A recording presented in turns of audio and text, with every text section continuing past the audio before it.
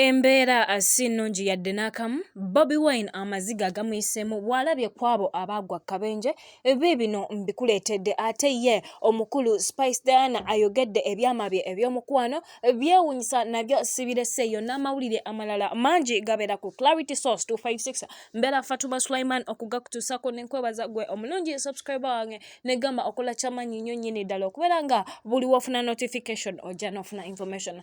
Nekugamba gwe atanaba ku subscribing, you can be part of the Clarity family by subscribing on your notification bell malenga ebya information owitukwasa.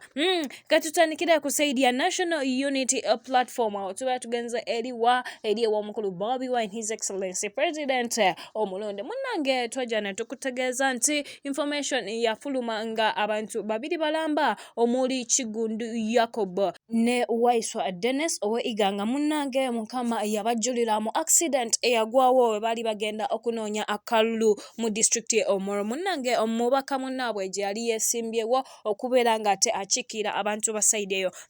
Bo bambi mukama yabayita newankubadde n'abantu abalala bangi balumizibwa mu kayemenje kano ak'emmotoka akagwawo kubanga emmotoka yeefuula munnange ekitali kirungi yadde. Bobi Wine president yafunyeko obudde n'atukako mu dwaliro abantu bano gye bali admitted naye ng'embeera yaabwe sinungi yadde era nga bambi beetaaga ssala nga wolaba ebifaananyi ebyo embeera teyali nnungi yadde bafuna ebisago bingi nga n'abamu bakyali mu ddwaliro ng'era bakyekebejjezebwa nnyo nnyini ddala. Katubateeke mu ssala zaffe kubanga ffe amawulire ago si malungi gye tuli. Katusabe Mukama Katonda ate asobole obbasuusa bakomewo bayongere okuweereza abantu baabwe abakola ki ababalonda ne babassa mu bifo eby'enjawulo.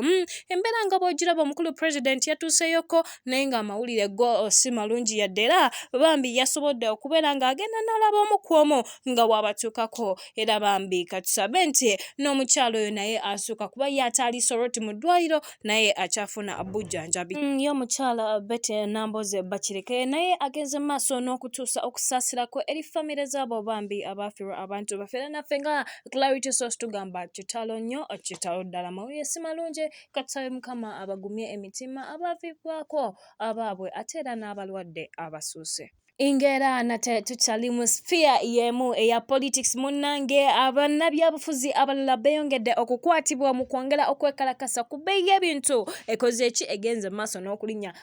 Jjukira omukulu Dr. Kizza Besigye amaze ennaku eziwererako ddala nga ayagala okubeera nga ateekawo okwekalakasa okw'emirembe ku ngeri ebintu gye byeyongeddemu gye beekanamye naye ate takkirizibwa era nga olaba ebifaananyi ebyo buli agezaako okwekalakasa munnange akwatibwa. Embeera sinungi ku saidi y'omukulu naye ye agamba tajja beera musibe mu nnyumba ye ng'ate ali mu nsi ye Uganda. Ensonga emwekalakasiza z'ebbeeyi by'ebintu ebirinnye munnange emmere yafuuka ya busere amafuta ga busere n'ebintu bye twetaaga sukaali sabbuuni n'ebirala nabyo ebbeeyi eri waggulu bangi tebakyasobola kubi accessinga n'olw'ensonga ebyo ebimu kubisitudde omukulu n'agamba kambiteekemu engato neekalakase naye bannange buli mulundi takkirizibwa kubeera ng'akola ki yeekalakasa. Eyo nayo ngenda kukuggyayo mune nkutwaleko ow'omukulu Andrew Mwenda. Omukulu abasinga bagenda maaso n'okumutegeera nnyo ku nsonga ziri ezaagwawo ez'omukyala Eshiba Kalungi we batandika omusongamu ennwe mbwa alabika yakola ki yagenda maaso n'okutigaatiga omukyala ono naye omukyala n'avaayo n'akliyaringa era n'agamba bannaye ye teyali Andrew Mwenda era tubadde tuli awo omukulu ng'avuddeyo ne mukyala we n'amubalaga ne bagamba bannaye mulekerawo akamanyiro we are celebrating 20 years in marriage. Munnange Andrew Mwenda n'omukyala tubagamba thanks to you ate era tukyabaagala nga muli mwenna kubanga ffe mukwano ebintu by'omukwano bye twagala banyiizaganye.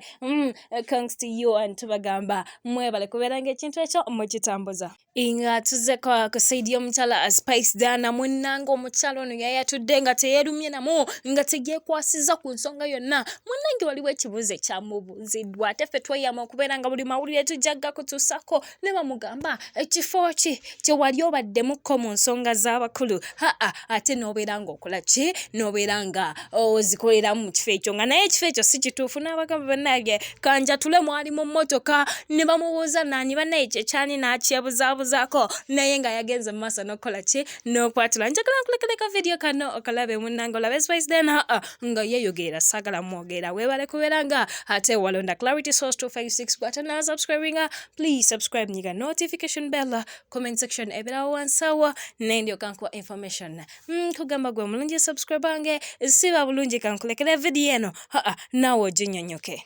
A bit personal, strangest place you've ever made love? Strangest? In the car, for me. In the car? Me? Been has never had it in the car. And it was nice. Never had it in the car, but Mama, they were those things in the car. They are nice.